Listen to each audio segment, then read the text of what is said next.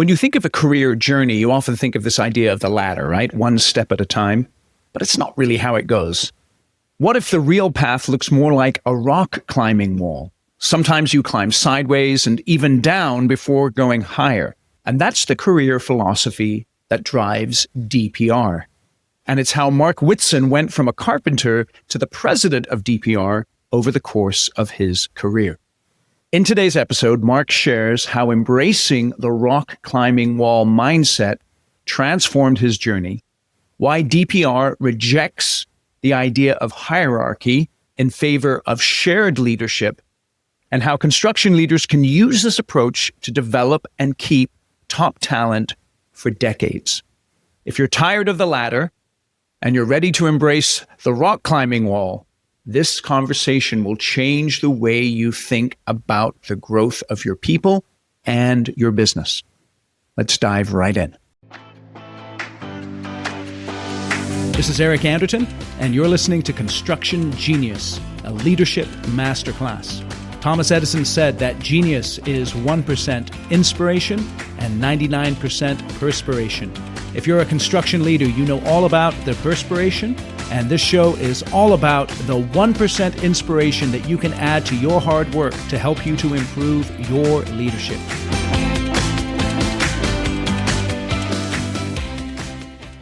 Mark, welcome to Construction Genius. Thanks for having me, Eric. Looking forward to it. My pleasure. You started out your journey in construction as a carpenter, and now you're the president of DPR. What were the turning points for you in that journey? There's a ton of turning points that I think about. Some of them actually started right out of school. So I went to Purdue as a civil engineer with construction, and DPR was slow at the time in Arizona. And so the opportunity came up to join our self-perform crew. And in doing that, as a college grad, you tend to think you've accomplished a lot and you've got some ego, and to go work with your tools was that was probably the first turning point where, I recognized that I needed to be willing to do whatever it took and to learn and to be curious. And I chose DPR for a reason because of the culture and all the core values and the things that it stood for. And so really taking the leap to say, yeah, I'm going to go do something that I didn't expect to do and know that it's going to be a great learning experience. Boy, did it transform my career. I think that it really gave me an appreciation for what it meant to be a craft employee of any firm. I grew up on a farm with my grandparents' farm, but never really worked with that kind of tools in that kind of setting. And what an appreciation it gave for me that I would never have had if I didn't do that. I know DPR is well known in the industry as a company that's driven by culture. It's something that's always been emphasized from the very beginnings when they started the company in the Bay Area. A lot of companies talk about culture and, everyone has their values on their website and all that kind of stuff. What do you think it is about DPR that enables the company to actually live out that culture in real time? I think it starts with just the philosophy that Doug, Peter, and Ron, the founders, started with around don't take yourself too seriously. Don't view yourself even as the founders of the company any more important than anybody else. So there's a lot of modesty and humility in that. And it shows up in ways like, when I interviewed at other places out of school, it was suit and tie. When I go to DPR, there's people in camp shirts and surfboards on the wall, and it's more informal. It allowed people to be more themselves. And I think just from just walking in the door, you could feel the difference. And I think that permeates through really all the pieces of DPR's culture in a bunch of different ways. It's interesting when you come across young people, some folks are in a hurry, so to speak. Some people are very much, just kind of steady eddies. When you started out your career with DPR, just stepping into the self-performing group, did you see yourself as the future president of the company, or how did that begin to develop with you? No, I definitely didn't see myself as the president of the company. Sure, did I have aspirations to take on more and do more? Absolutely. But I think that back to this really great experience in our self-perform crew is I realized that the folks that work in our office or in our trailers, they're not more than a carpenter or a laborer in the field. They're just different. They're different roles or different careers. And I think that, there's such an opportunity and probably something we have to continue to learn and educate the workforce of today and of the future is we need people in all roles, and we need people to be great in all roles. And everybody is in a different place along that journey, and everybody's meant for a different spot. a different destination based on their individual skill sets and talents and passions. And I think too often we try to put everybody in the same place, in the same box. And as an industry, I think there's a big opportunity there, and that's definitely something at DPR we have been heavily focused on, is not is recognizing everybody's in a different place. Everybody's running their own race, so to speak. Yeah, it's interesting because you're right, in construction, it's so varied in the sense of how many roles you can fill in a company, that there's opportunities for everyone to participate. As you were getting going in your career, who were the leaders or mentors that had the biggest impact on you, and what was it about them that really stuck with you as you were getting going? Yeah, there's maybe two buckets that come to mind, Eric. One is the foreman in our self-perform crew. Really, Jesse Gamez and Mike Walters are two long-term employees of DPR. Mike just retired, so he was been a carpenter and a foreman for us and took on some different roles over the last 25 years. But they really taught me what it was like to bridge the gap between craft and admin, to really know how to communicate in both groups and settings. So that's one bucket, I guess. The second would be, really Mike Ford and Dave Elrod, which were two of the leaders in our Arizona office at the time. Outside of Dave, we joke a lot, didn't want to hire me out of college because, I was looking for an extra, $2,000 or something at the time. But, he really taught me a lot, both personally and professionally, just about how to be a human, how to be a good teammate, the work ethic, and the willingness to do whatever it took. And Mike Ford, I'd say it this way, he really taught me that not all of the best opportunities that you see in your career are going to be right in front of you. And not all of them are going to be the ones you think are the right ones at the time. And so realizing that maybe there's different opportunities outside of your current geography or your current work group, or realizing that your individual path that you've got in your head, that a lot of people paint in their head, it's not really the only things that you have to choose from. And so he was great about making sure that two things, always putting opportunities in front of me and sharing them and involving me in those conversations instead of my paths being given to me. And also just being willing to listen when I had an idea about what my next step was. Both Dave and Mike were always receptive to that and created some doors, opened some doors for me that I'm blessed to have and fortunate enough that I was willing to walk through, so to speak. That's neat. Going back to what you learned as far as bridging that gap between craft and admin, what were the things that they focused on to teach you how to do that? Well, the first one was, I think, learning Spanish. I think, and I had some Spanish in high school and college, which was helpful, but really learning the phrases that were used most often so you could communicate better. It showed a willingness to really meet people, our craft employees that are Spanish speaking where they are. The other is recognizing that the folks in the field also have a lot to teach the admin or the office employees. And I think too often, we as an admin employee, you're an office employee, a lot of times people are intimidated by the craft because they don't know what they do every day. They don't understand the technical work that they do. And so they avoid interactions. And then a lot of times the craft employees are intimidated by the office employees for different reasons of, some of that's cultural, but some of it is just the industry as a whole has historically, when you look back over the last 50 years, generally looked down on craft as not being equivalent to an office employee. And that gets, embedded in the mindset of the craft employees. And I think just creating conversations around that with just small groups and, our crews and our foremen around, being willing to push back some of that uncomfortableness. And it was a pretty interesting dynamic. That's interesting. And then when we think about this career path, it's so interesting because, you get involved in the company, people have a certain perspective on you, you have a certain perspective on yourself. How do they go about presenting you with these opportunities? And tell us a little more about how you push back with your perspectives and how that began to shape the way you went with your career. Yeah. Well, one of the things that I'll just start with maybe an analogy that resonates with, me, and I think we use this a lot throughout the company. A lot of companies, construction or otherwise, think about your career path as climbing a ladder. And I think for DPR, we view it more like a rock wall. And meaning that, your destination, you generally know a direction you want to go, but there's times when you've got to go up to go up. You've got other times where you need to go to the left or to the right, or maybe even down to go left, to go right, to go up. And I think that the opportunities that or the mindset that really put in place for me was that, one, that there's going to be obstacles and you're going to have to figure out how to work around them. Two is where you want to go. You may not be able to go there right now, but you may be able to get there later. And three is sometimes it's easier than you think, and you need to give it a try.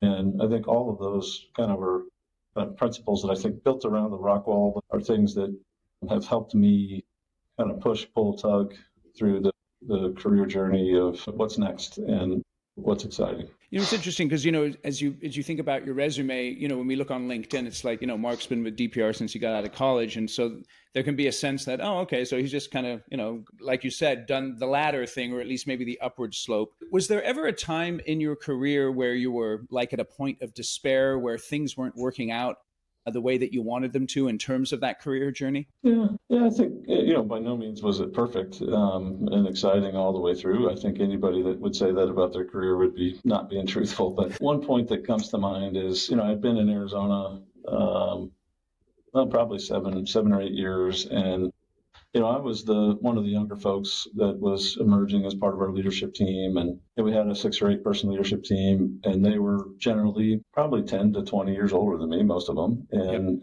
had different career paths and journeys. And I was kind of bumping up on maybe tenure or the perception of tenure, at least at the time. And I was frustrated. I was impatient. I was, young kid, still in his 20s, thinking he can conquer the world and wanting to take on things. But I think in reality, I was more based on my personality. I think I was getting a little bored. I was just looking for a different challenge. And it was less about what role I was in. It was less about, was I on the leadership team or not? It was more about, am I doing something exciting that's stretching me? And that really, through creating conversations, I think really opened up doors for other opportunities within the local office. It opened up doors that eventually led me to relocating to Utah to help lead a big project. And I think it also helped me learn a little bit of just maybe what was eating at me. It wasn't the company. It wasn't something that the team was doing. It was more of, looking for something to just continue to challenge me. So that's interesting, because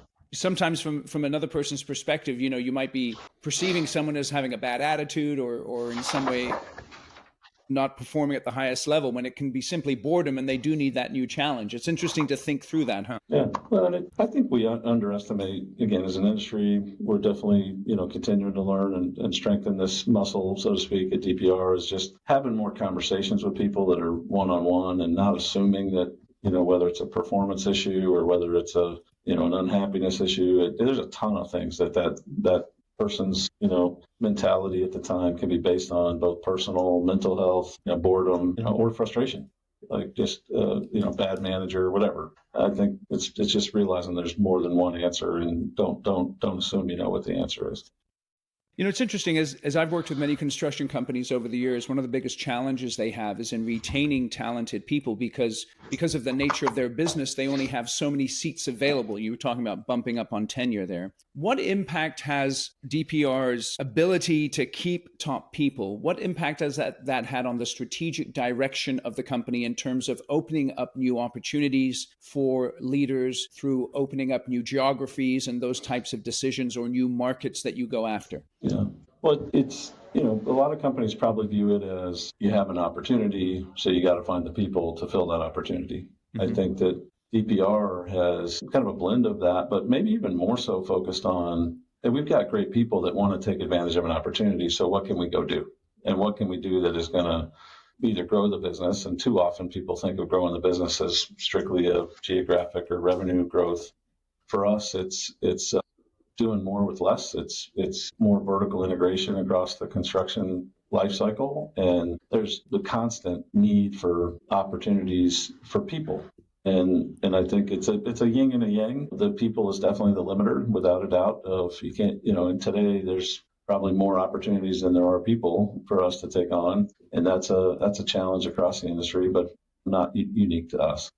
Yeah, it's interesting. And you were saying that after you've been in the business for a few years, you began to rise into leadership roles at a relatively young age. What do you think it was about what you were doing that caused you to rise in that way? Was there a couple of things you were focusing on, or were you just kind of you being you, and as a result of that, your leadership qualities came out? I'd like to think that they saw really a constant desire to learn, Mm, a constant desire to be great at what I did, but also a constant desire to do it with others, not do it instead of others. And I think a lot of folks, back to my running your own race analogy that I was using earlier, is too often we pit ourselves in a competition against others. mm, And there's so many opportunities within like DPR that like I'm not, I didn't set out on a mission to do what I'm doing today. The opportunity came through me being willing to kind of just focus on, what's right, not who's right, focus on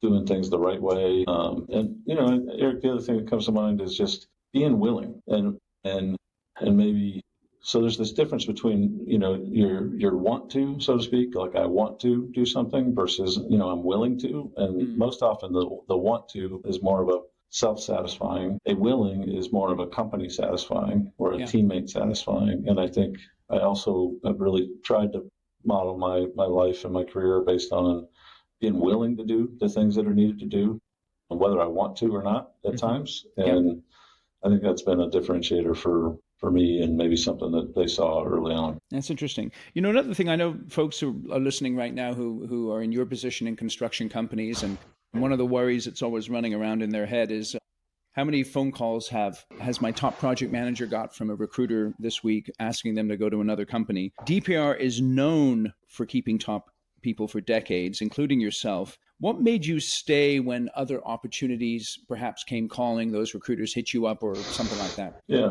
well, and there's been a couple times. I mean, it's been a bit, but where I actually considered leaving and at least answered the phone when somebody called. And I think it starts with the culture of the company.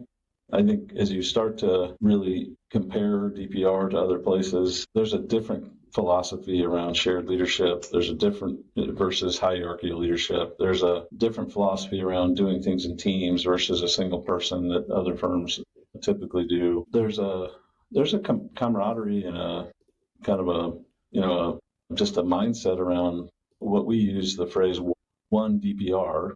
And that is, I think when it came down to it, I realized that the grass isn't greener on the other side. Yeah. And I think, most people that leave DPR, to be honest, at least senior leaders or mid and up and comers, they leave to go start their own thing.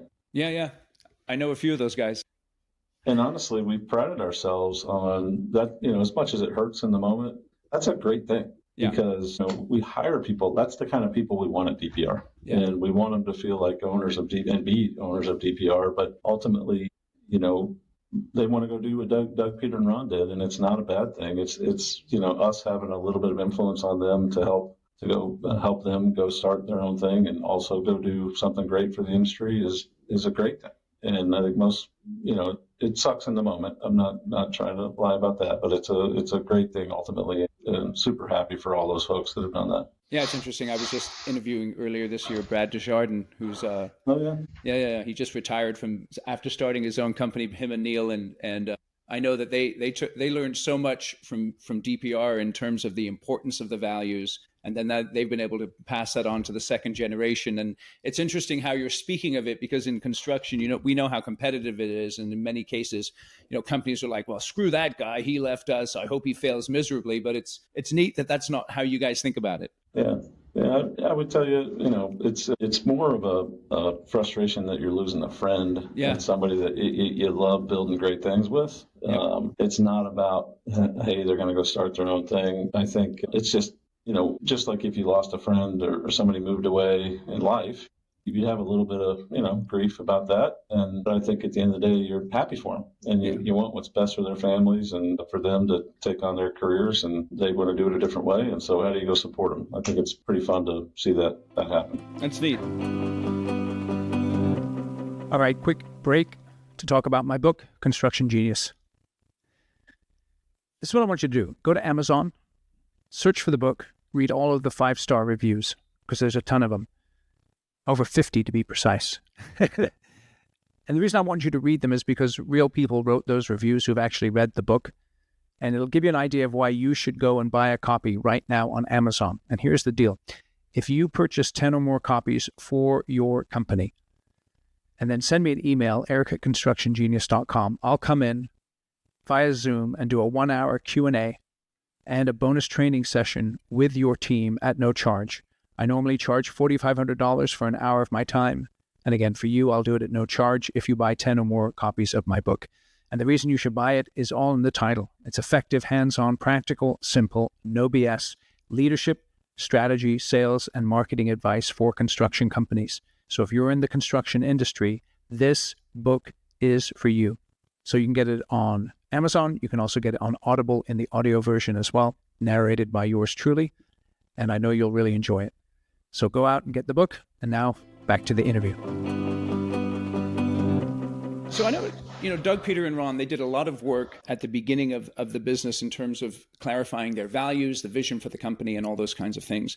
One of the most difficult things for companies to do is for that vision and those values and that focus to pass on from generation to generation. Mm-hmm. You guys are kind of in the sort of the second to third generation of the company. What are your plans for making sure that DPR is able to achieve its visions and its values on the long term? Yeah, great question. It's one of those things that I think starts with, Jim Collins has got a big influence on us in our history, but kind of the first who, then what. And yes. I think we spend a lot of time, and probably sometimes too much time, identifying and working through who are the right people to bring into the company. So that's where it starts. And I think there's the 4 core values that we have: integrity, enjoyment, uniqueness, and ever forward. A lot of those are just, can be ingrained in people, especially the integrity part and the enjoyment part. And if we do a good job finding the right who to start, that helps. Yeah.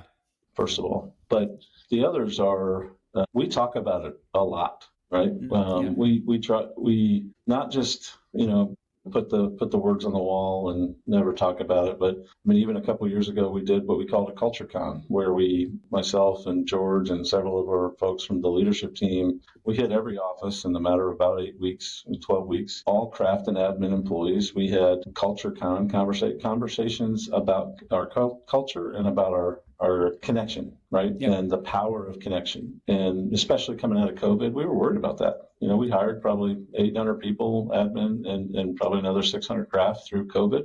And onboarding was different. The experience was different. And so, we had, all hands conversations in all those offices that really gave, I think, a good glimpse of what it meant, and really also gave us an opportunity to put the onus on the employees. Because I think one of the biggest factors on when culture doesn't translate from one generation to the next in the same way is because it's too much reliant on one individual. Yes. Or a few individuals. And we believe that everybody owns it. And I think when you build that mentality in from onboarding, I think that's at least a couple examples of some things that really, gives us confidence on where we're going in the future. Well, it's interesting because you guys started out with 3 partners. And so that instills right in there that it's not just one guy who's running it, because that's one of the failings of a lot of construction companies is it's because of one guy, and then the one guy goes away and then the company goes away. Yeah. A great story there, Eric, that you may know or others may have known, but I don't remember. It was probably 10, 12 years ago. Doug was awarded the CEO of the Year award in the Bay Area. And Doug refused to go accept the award without Ron and Peter there with him. And he said it was an award for the 3 of them, not for a single individual. And just shows you the philosophy and mindset that I think is kind of permeates through the company. Yeah, it's interesting because it's so fundamental to construction, because everybody knows that you can't build a construction project by yourself. So if you have that collective mindset going in, then it can be tremendously helpful as far as perpetuating the company over the long term. Yeah, without a doubt. So as you're building people through the organization, and this can be one of the failings that people have in terms of career development, is how do you give someone a stretch opportunity without setting them up to fail? Yeah. First off, it comes with a lot of conversation around what is the opportunity, what's the criteria for success. I think too often people put in their own examples of what success or failures looks like instead of aligning on it. And sometimes we're just asking people to learn, right? And it's less about whether you're delivering more money or a project. It's more about taking on an opportunity that grows a muscle that they didn't have before. And I think sometimes the scorecard, maybe is another way to say what I'm describing, is sometimes the scorecard is not clear. And I think having a scorecard that's clear, that's not solely about wins and losses in the way that people traditionally view, I think is a big piece of that. I think the second is having enough connectivity with their coach, their internal coach around, when do I pull the ripcord? Who can I just be a sounding board for? And I think our shared leadership and our philosophy of really focused on, better together, the mindset of, we're not gonna build, you said it, build projects by ourselves. We're not gonna lead an initiative by ourselves. We may be ultimately accountable for things, but we do things in teams, and realizing that you're not alone and giving people that comfort that you're not alone, I think is another piece that's helped. It's interesting. One of your core values is integrity. And one of the complaints that I hear from a lot of construction companies is we have integrity, but, the owner doesn't, or our subs don't.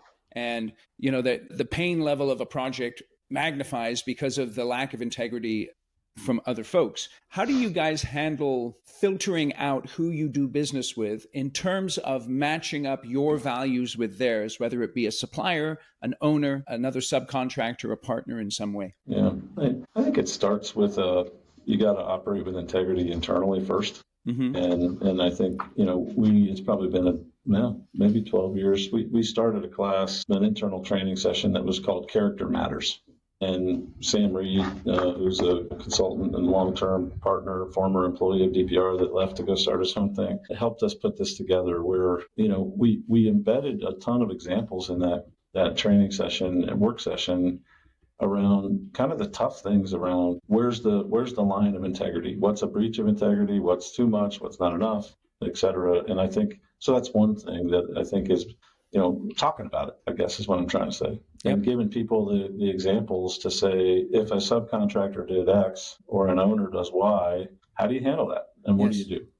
So I think that's just a fundamental piece. The other is, I think, empowerment for folks. I think a lot of companies, and we probably have at times too, where we feel like if we don't get this one project that the company's going to fail. Yeah, right. Or a business unit's going to fail. Or if I don't get this certain trade contractor, the project's going to fail. And I think having enough confidence to know that we don't do a project with an owner that is not operating with integrity, because if they're not going to operate with integrity, that means our team is going to have a miserable experience. Yep. And our culture doesn't really support it. And I think just this confidence of empowerment to say no, just to walk away.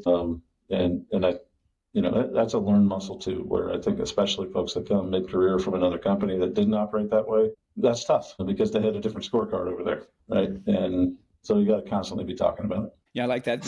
I think that idea of confidence comes from both the quality of the work you do and the relationships that you build with people, because if you're doing good work and you're good people, then you're going to have opportunities coming in the door, and you have the power then to walk away from an opportunity that's not a fit for the business. Yeah, no doubt. Think about the last time you promoted someone into a leadership role and it failed. Why did it fail? I can tell you one reason. People know how to build projects, but they don't know how to build and lead teams of people. Construction comes with its challenges that only insiders truly understand. Generic leadership training doesn't cut it.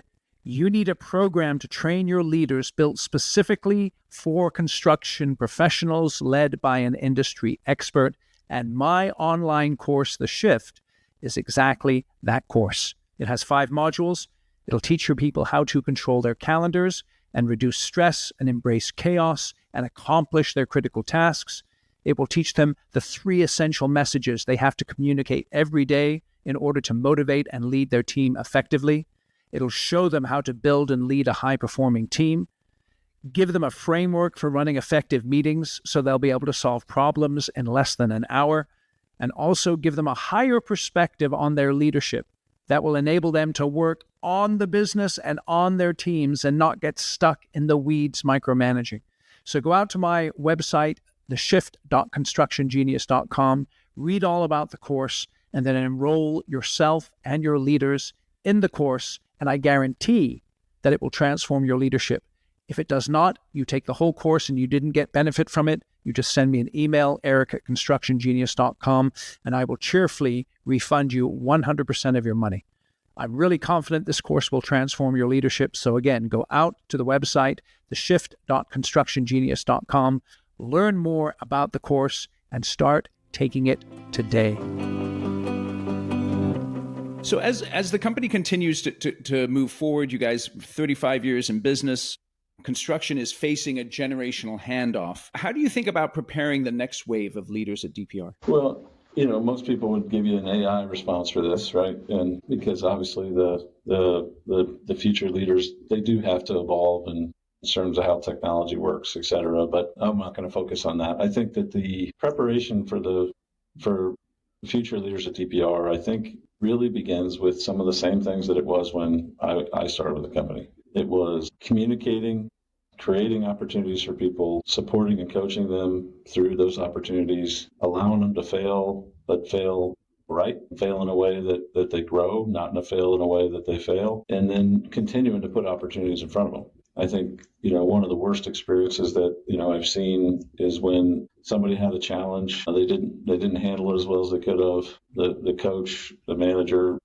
didn't support them, didn't really understand why they failed, and maybe the manager didn't even look at themselves to understand what they should have done differently to help that person succeed. And then the person leaves the company, or the person is, puts himself in purgatory, so to speak, for a period of time. And I think just recognizing that that's all part of growth. I think the other piece is just, we talk a lot about growing enterprise leaders, because we're definitely more than a construction company today, more so than we've ever been. And I think the leaders of the future are going to need to have the skill sets and abilities to work not just as a construction company, but design, prefabrication, logistics, in the trades, VDC, self-perform, financials, just a kind of complete leader, so to speak. And even some things that we don't even know yet, right? Things that technologies or offsite construction methodologies that just building leaders that have adaptability for the future. Yeah, it's interesting because as you were describing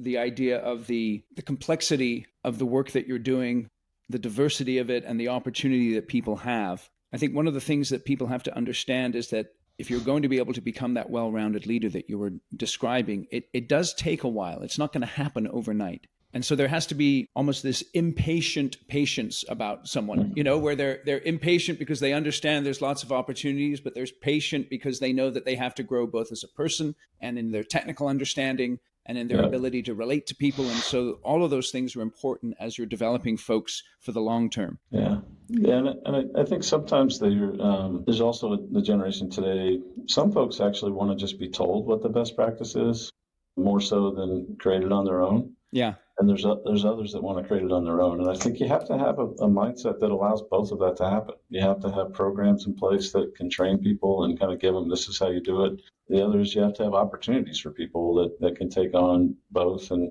I think the worst thing you can do is put everybody in the same box and really stifle their learning or stifle their opportunities when we need both. Yeah, that's interesting. It's interesting. As you reflect on the position that you're in, I'm assuming you have a few years left in the position. You're not in your late 50s, 60s or anything like that. What do you want your legacy to be in terms of the impact that you've had on people? Because you think about your retirement day, and people are saying, hey, this is what Mark has been known for. What do you think you want that to be? Well, it's an interesting question, Eric.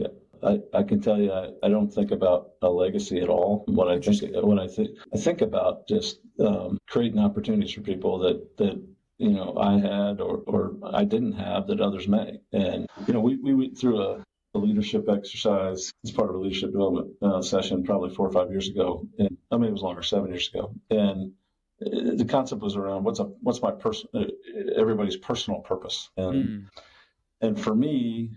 This concept around helping others turn what the perceived impossible into possible.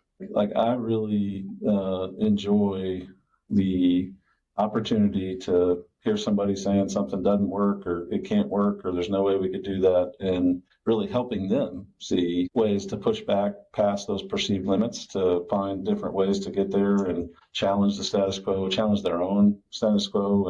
And so I don't view that as a legacy. I view that as growing great people, doing great things. And I think that, hopefully there's folks that I've, contributed to supporting that have a little more of that than that they did before we interacted. So That's cool. That's cool. When you think about your kids, I know you have 3 kids. Are I you do. are you the dad who's like, I want my kids to follow me into the business, or are you sort of like whatever they want to do, or are they like looking at you and some kids from the very beginning they got their Tonka trucks and they're and they said I want to follow dad. What do you think the vibe is there with your family in terms of getting into the business? It's probably mixed. I think that there's days when I think they see maybe how hard I work, or maybe today how much I travel, and they're probably like, wow, that wouldn't be all that fun.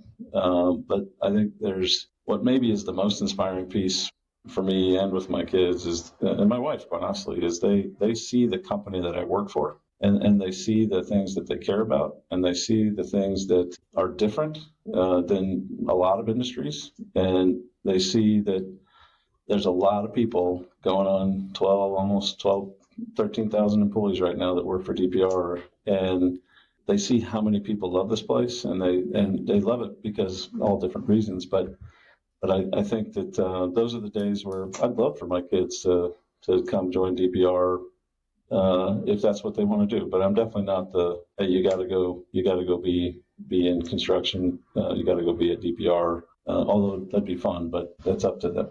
Now, let me ask you this. If they did want to get into the business and they said, Dad, I want to go to DPR, would you advise them to go work somewhere else first? Or would you just say, great, come on in? I'd probably advise them to go work somewhere else first. Okay. I think I'll say it this way. I appreciate DPR in a whole nother light, I think, than I would if I didn't start here. And I say that, a lot of the people that we hire mid-career or senior career, they come in and they get a little surprised when people at DPR are maybe frustrated about a thing, or maybe not seeing it the same way that we want them to see it, so to speak. And they're like, wow, they have no idea. You think of bureaucracy, or you think of micromanaging, and it's like people that come from other firms, most often, not always, most often are like, y'all have no idea how bureaucracy is. And I think that seeing some of that stuff from other places first, I think would be a good experience for people, for my kids or otherwise. Yeah, that's interesting. I think that's a wise answer there. If one of our listeners, I know that people will be listening to this and they'll be thinking DPR, you guys have a reputation, you have a legacy that's well earned. If they want to build a culture where people stay and grow for decades like they've done at DPR, what do you think are a couple of things that they should really focus on in order to begin to get on that path? I think whatever the backbone of the culture is, I say, do what you say. I guess I would frame it that way. I think creating an environment where people are empowered, people know that they can use their voice. There's not many people that I know that like to be told what to do. And I think if you're creating a culture or company and you want to start with the foundation of attracting and retaining great people, I think you've got to have one that allows people to come in and bring their value. And I think, I remember my early days here, it was like, Doug and others would say, we'd be stupid to hire somebody from another firm that's got 10 or 20 years of experience and not allow them to help make us great and to bring their best experiences. I think, maybe the last piece is recognize that the company, if you're trying to build a company that lasts, it's way bigger than you as a leader or you as an individual. A company that lasts has got to be about the people of the company, not the leader of the company. And I think that if you're building a company that's got some of those backbones, and I think you're going to be in a good start to having a great company. Awesome. Last question then. I know that you like playing golf. What is the one golf course you've been to that you would recommend everyone hit up? Wow. There's one here just south of Raleigh that in North Carolina called Tobacco Road. That is a pretty good golf course that I don't remember the rating. For a golfer at my level, Eric, it's not a great golf course, but it is. I know how you feel. It is an amazingly beautiful golf course that is super challenging and fun, and I think people would really get a kick out of experiencing that down towards Pinehurst, down south of Raleigh. That's beautiful. I just pulled it up. We'll put a link in the show notes. If you're ever out in that neck of the woods, go check out the Tobacco Road Golf Course. Well, Mark, it's been awesome having you on. I really appreciate you taking the time. Your insights have been helpful, and I do wish you all the best. Yeah, grateful for the opportunity. Look forward to it. All right. Thank you for listening to today's episode.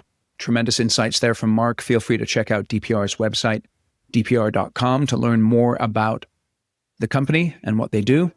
And also share this episode with other people who you know would benefit from the insights that Mark shared. Thank you for listening to this episode of Construction Genius. Hope you found that 1% of inspiration to help you in the next few days.